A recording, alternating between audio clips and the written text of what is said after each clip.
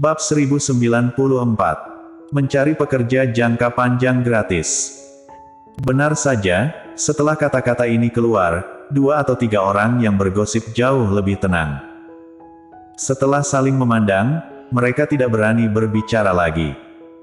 Salah satu dari mereka juga membungkuk ke Hani Luo, "Maaf Bibi, kami juga tiba-tiba penasaran dan tidak ada niat buruk. Setelah Anda menjelaskan, kami tidak akan mengatakan apapun lagi." Hani Luo menatapnya, ini adalah perempuan yang masuk terakhir kali. Biasanya bekerja sangat keras, dia pun melambaikan tangan, "Lupakan saja, aku juga tidak bermaksud memarahi kalian. Tetapi ini tentang reputasi putriku dan itu tidak menghormati istri Tuan Lin yang sudah meninggal. Jadi aku menjelaskannya untuk kalian, agar kalian tidak salah paham. Kami tahu, Bibi, kami tidak akan melakukannya lagi nanti." Yang lain juga mengangguk. Kesalahpahaman terselesaikan begitu saja oleh Hani Luo. Di ruang elegan di lantai atas, Gita meletakkan mie di depan Satria Lin. Satria Lin mengangkat kepalanya dan tersenyum padanya. "Terima kasih." Gita balas tersenyum, lalu berkata, "Kalau begitu aku tidak akan mengganggu Tuan Lin." Ini pertama kalinya Satria Lin datang ke sini sejak pembukaan, dan dia sepertinya sedang memikirkan sesuatu ketika dirinya baru saja masuk tadi. Mungkin karena ada banyak kenangan tentang dia dan istrinya di sini, jadi dia tidak ingin datang, tetapi juga ingin datang. Tentu saja, ini adalah dugaan Gita sendiri. Sebenarnya, seperti apapun, Satria Lin mungkin tidak ingin orang lain tinggal dengannya, kecuali bersama mendiang istrinya. Meskipun dia juga ingin menyambut atasan, tapi lebih baik jangan melakukan terlalu banyak. 10 menit kemudian, truk pengiriman datang. Gita memindahkan semua kotak besar dan kecil sendiri. Meskipun ada orang lain yang membantu, Gita masih yang tercepat.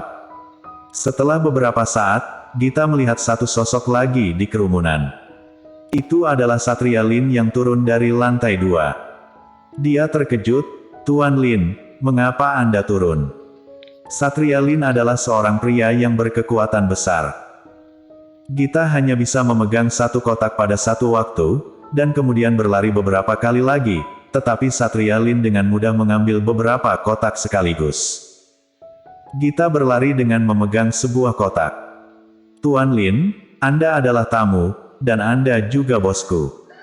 Anda jangan melakukan hal-hal ini, aku bisa melakukannya sendiri." Satria Lin berkata dengan acuh tak acuh, "Tidak apa-apa. Aku juga kebetulan melihat dan ingin membantu, jangan ada tekanan. Dan juga, kapan aku menjadi bosmu? Kamu membuka toko sendiri, aku mengumpulkan uang sewa, ini adalah bisnis yang wajar." "Oke, tapi hal-hal ini..." Gita ingin mengatakan sesuatu, tetapi Satria Lin bersikeras. Dia tidak membujuk lagi, jadi hanya bisa berjalan lebih cepat, dan memanggil orang lain di dapur untuk membantu.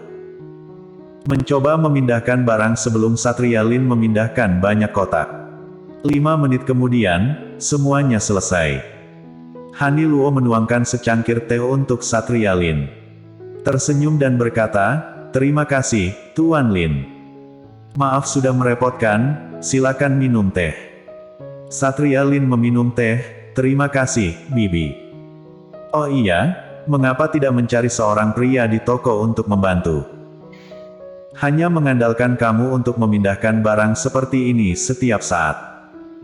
Sebelum Gita di sampingnya bisa menjelaskan, sudah mendengar Hani Luo berkata, "Biasanya ayah Gita yang memindahkan, tapi hari ini dia ada urusan." "Jadi begitu." Satria Lin memandang Gita. Meskipun gadis kecil itu masih muda dan terlihat sangat kurus dan hampir tidak memiliki daging. Tetapi dia telah bekerja keras, terutama ketika dia tahu bahwa dia tidak dapat dibujuk. Dia bergegas dengan cepat, berharap untuk mengambil semua pekerjaan untuk dirinya sendiri. Melihatnya, Gita benar-benar penuh semangat dan vitalitas. Tidak heran kalau Andri Han yang tak pendiam itu tergoda.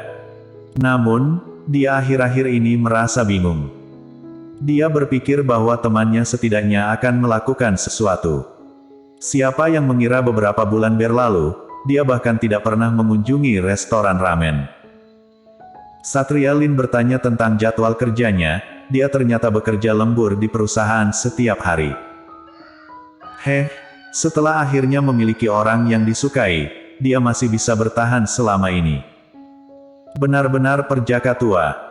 Jika bisa, dia akan dengan senang hati membantu temannya. Tetapi sangat disayangkan bahwa temannya begitu bodoh, sehingga dia bahkan tidak memiliki kesempatan untuk mencocokkan keduanya. Ini benar-benar memusingkan. Nona Zhou tampaknya tidak terlalu muda lagi.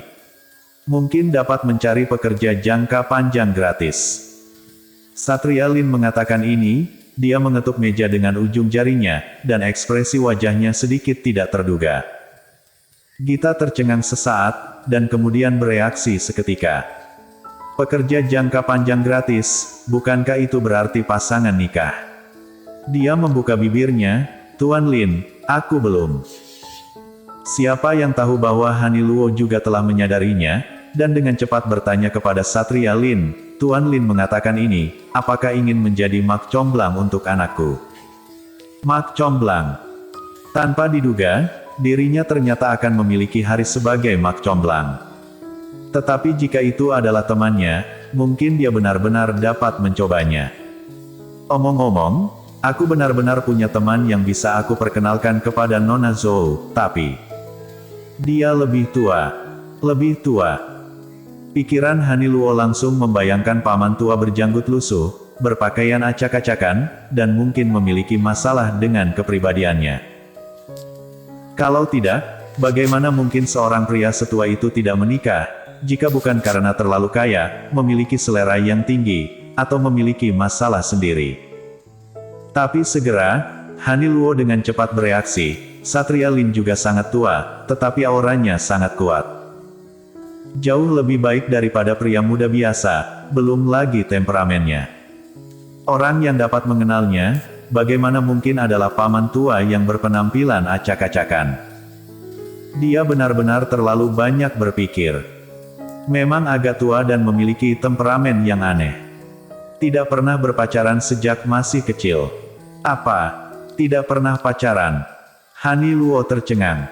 Bagaimana ini bisa terjadi? Seorang pria seusia itu belum pernah pacaran. Mungkinkah benar-benar ada penyakit tersembunyi? Iya. Satria Lin tersenyum dan mengangguk. Pada waktu itu, setelah sekelompok dari kami menikah, dia adalah satu-satunya yang masih lajang. Aku tidak menduga setelah bertahun-tahun, dia akan tetap sama. Gita berdiri di sana dengan ekspresi sedikit aneh. Lebih tua, bersifat aneh, dan tidak pernah pacaran. Aneh, mengapa dia secara otomatis memunculkan nama di benaknya ketika dia mendengarkan deskripsi Satria Lin ini? Tidak, bagaimana mungkin dia? Satria Lin seharusnya tidak mengenal Andri Han. Dalam beberapa hari terakhir, meskipun waktu berlalu dari hari ke hari, Gita semakin jarang memikirkan Andri Han. Dia menjadi sangat sibuk, harus bekerja di toko setiap hari. Setelah kembali ke rumah, dia harus meneliti produk baru, dan kemudian membeli barang-barang. Kadang-kadang sangat lelah sehingga langsung tidur setelah mandi. Hanya ketika dia bermimpi kembali di tengah malam, kadang-kadang Andri Han akan muncul dalam mimpinya. Kemudian ketika bangun, dan air mata membasahi bantal, Gita merasa bahwa dia masih mencintai Andri Han. Tetapi pada hari kerja, dia benar-benar dapat menghipnotis dirinya sendiri, mengatakan dia tidak menyukainya lagi. Tanpa diduga, Satria Lin hanya mengatakan beberapa ciri khas, dan dia memikirkannya lagi. Dia telah melajang selama bertahun-tahun, apakah dia orang yang tidak ingin menikah? Atau, tidak ada peluang lagi untuk Gita? Bersambung.